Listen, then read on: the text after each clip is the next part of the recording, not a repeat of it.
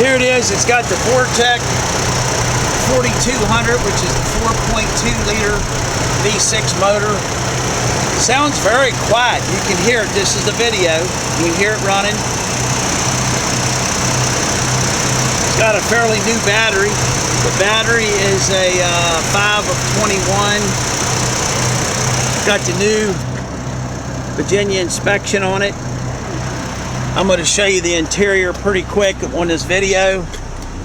Right there you've got the mileage. I'm going to have to set something there to get the mileage, but the interior, clean seats.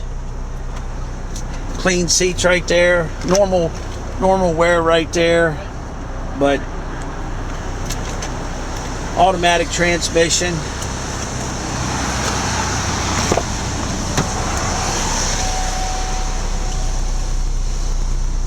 Back through here, seats all good. Got your sunshade right there.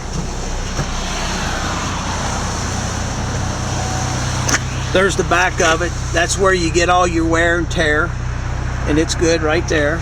So it's not a new vehicle, but I think it's got some good miles left in it yet.